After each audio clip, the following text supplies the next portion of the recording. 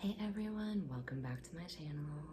I am Kayla Nicole 999 and this is 90 Days to Recovery After Narcissistic Abuse. This is going to be the video for day 11. Today is Tuesday, November 24th, 2020. Today we're going to talk about control. But before we hop into control, let's talk about projection again. So I made one of my other videos the other day about projection, and today I had an interesting experience. So I have these neighbors below me. I live in an apartment. They are incredibly loud. I live by myself with my dog. They have multiple kids. Their kids are constantly screaming. Oftentimes they play their music so loud that it literally vibrates my entire floor. When I try to go to bed at night, during the quiet hours, I can hear them talking. I can hear their TV. I mean, it's apartment living, right? So I've been dealing with this for 2 years and I haven't complained at all, not once. And today I get this email from my manager at my apartment complex about a noise complaint from my neighbors. And it said that I was like banging or stomping or doing some sort of work in the morning. Well, the only thing that I did was get up, take a shower, and grind my coffee, which takes me like 20 seconds, if that. I didn't know they could hear my coffee grinder in my kitchen in the mornings. I wasn't trying to be annoying. I wasn't trying to be rude. I wasn't trying to wake them up. I'm just trying to live my life, as all of us do. Which is why I haven't complained about them with their music, with their kids, with their TV, with their talking. It's apartment living. Sometimes we can hear each other, you know?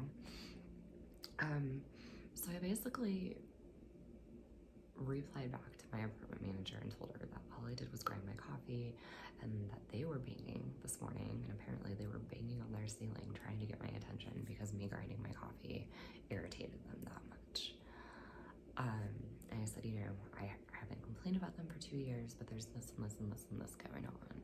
And if they're going to complain about me, a woman who lives alone with her dog, then I'm going to complain every single time that they're in violation of noise ordinance during quiet hours. Now, I don't want to be that person, obviously. I just want to live my life and I want them to live their life. So let's talk about control, okay? Control comes into play when we're discussing other people's behaviors. Whose behavior are we allowed to control? Is there anyone other than ourselves that we're allowed to control in our day-to-day life?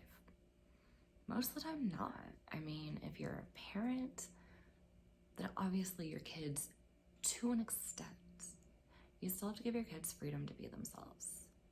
If you're an authority figure, okay, somebody's breaking the law, then yes, you can step in. But there's a difference between rules and control. Okay, so for instance, my neighbor doesn't like me using my coffee grinder. Well, can she tell me not to use my coffee grinder in my own apartment that I pay over $1,500 a month for? Obviously not. I'm gonna do the courteous thing and I'm gonna use my coffee grinder at night. I do like fresh coffee first thing in the morning, but you know, I'll keep my coffee grinder in an airtight container, and I'll do it at night to be courteous to them. If she's still complaining about me taking a shower in the morning, she's gonna have to deal with that. I mean, if you don't want people above you getting up and living their lives at 5 a.m., then go get a single family home. If you can't afford it, that's not my problem. You know, we're all just trying to live our lives in apartments. So let's focus on controlling ourselves. You know, so often we're not even aware of our own behavior. We are so focused on everybody else's behavior that pisses us off. And we're complaining that this person is doing this and that and whatever. And we're not even aware of our own behavior. And then we're often projecting our own behavior onto another person. They are a very noisy household. And they are literally projecting their own issues onto me by complaining about me using my coffee grinder for 20 seconds during the day. So, you know, my mom, like, she was a very controlling person. Whenever I tried to live with her, she get upset if I slept too long, so she would come into my bedroom and wake me up and tell me to get up. We lived in a 2-bedroom condo, and so there really wasn't anywhere for me to be except for my bedroom or the living room. So I would go to the living room, I would sit down on whatever seat was open, whatever seat she wasn't taking, and then I would get on my computer as she was sitting on the couch or wherever watching TV. Well, then she would get mad at me for sitting there on my computer, and she would complain, why don't you go do something? I am doing something. I'm on my computer. You told me to get out of bed, and now you're complaining that I'm not doing something good enough in your opinion while you're sitting on your ass watching TV. Instead of complaining about me going and doing something, why don't you go and do something, you know? Again, that comes down to control. She was trying to control me. It got even worse because I have a sister, and she wouldn't tell my sister to get out of bed. It was just me. She wouldn't tell my sister to get off her computer. It was just me. That's, you know, living with a narcissistic mother especially. Often there is one golden child, which in my household was my sister, and one scapegoat, which was me. You know, my friend, my ex-best friend,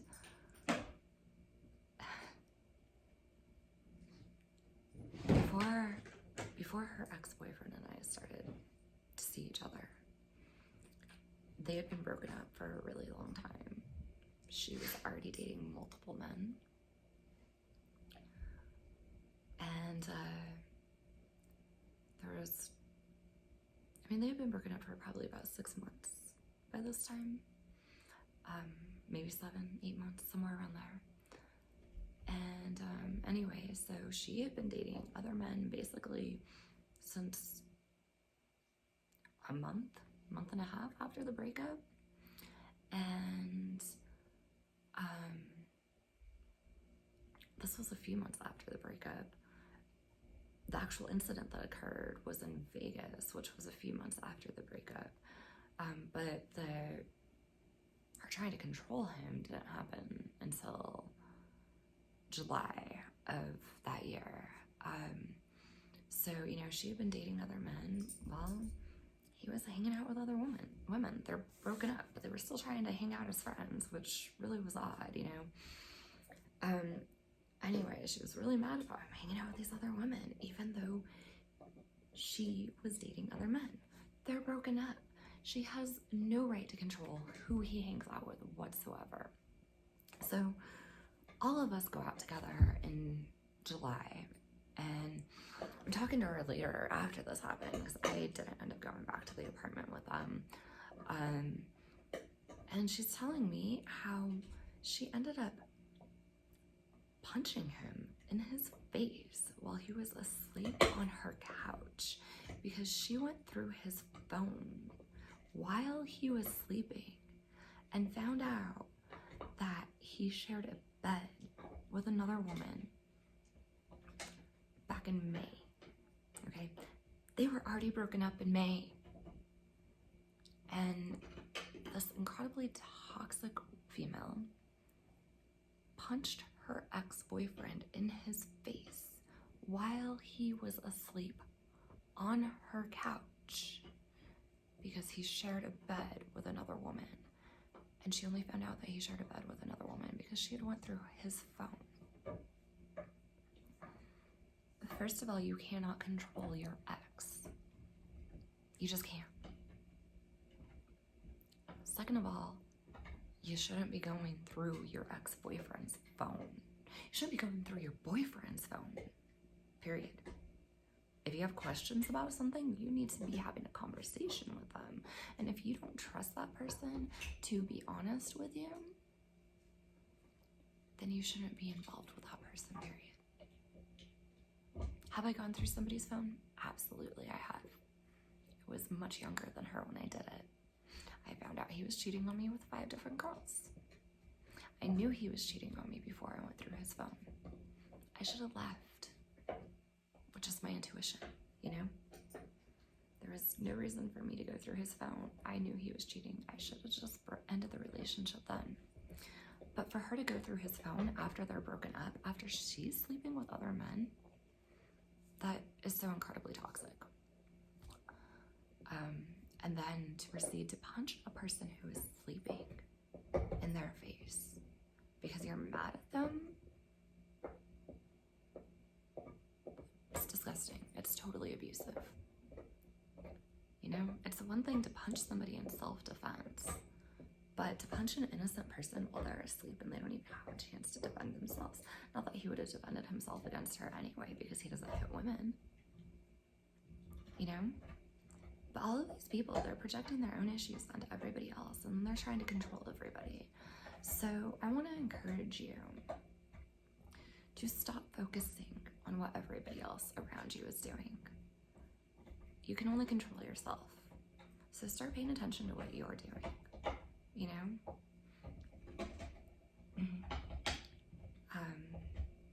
Could I get really upset over my neighbor complaining about me? Absolutely, I could. Was it going to do anything good? No. You know, when they were pounding on their ceiling today, could I have stomped on my floor? Yeah, I could have. Did I? No. Would it have done anything good? No. You know? So, you know, all of this judgment, all of this projection, and all of this trying to control other people, it's toxic, you guys. I guess another good example would be road rage, you know? I have some road rage issues. I get really pissed off in traffic. But am I going to run somebody off the road because I'm pissed off over something that they did? Absolutely not. You know? When somebody cuts you off, what are your choices? You can just take it and move on with your life, because really, is it going to affect you for that much longer? I mean, they cut you off and you're both going to be on your way soon. Or you can honk at them, okay? Which, is that really going to do anything? No, it's not. You can be an absolute jerk and you can get really mad and you can go around them and you can cut them off. Is that going to do anything? No. You can be an even bigger jerk and you can go around them and you can cut them off, and then you can brake check them, which is really you trying to control them. You're pissed off that they cut you off and you don't like what they did, so now you're trying to control their behavior by being an aggressive, angry person in response to their aggressive behavior. Have I been that person? Absolutely. I've been the person who's gotten pissed off and honked my horn and flipped them off. You know? Has it done any good whatsoever? Nah. It's ended up just making me feel more like shit. I cannot control that person's actions. I cannot stop that person from cutting me off in traffic. I cannot stop my neighbors from being loud.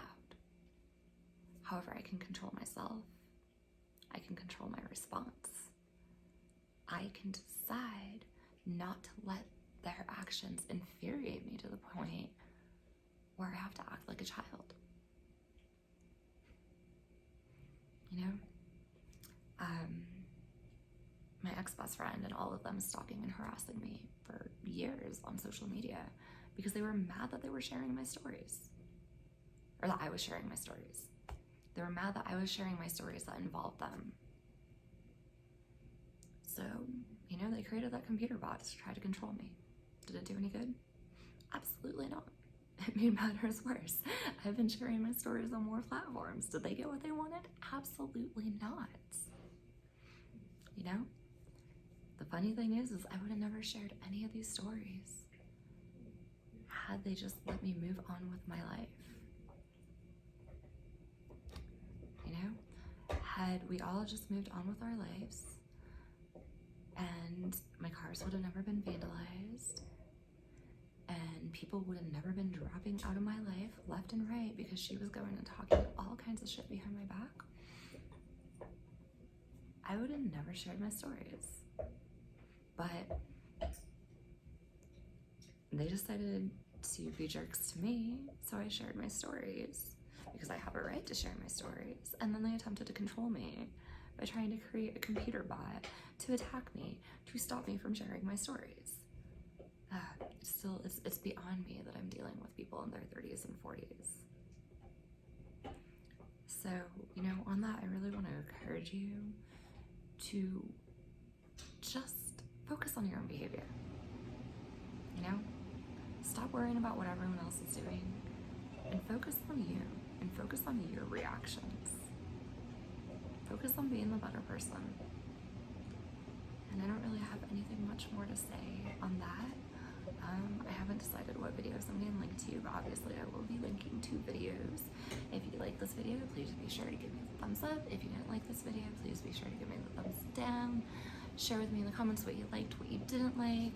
If you just want to talk about people who try to control your behavior, if you want to, you know, chat with me, please share with me whatever you're thinking about in the comment sections.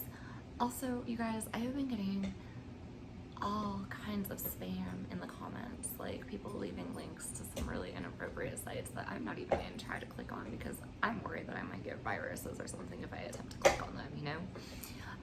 So on that, I have been reporting and removing those comments, but it seems like some of my other comments have been removed too, which I didn't remove those comments. So if you've left me comments and they've disappeared, I don't know what happened. I'm really sorry about that. It was not intentional. My only intention was to report the spam comments and remove those comments from this channel. Anyway, guys, if you like this video and you want to stay up to date with me, please be sure to hit that subscribe button. Other than that, I will see you all tomorrow. Have a great night, everyone. Bye.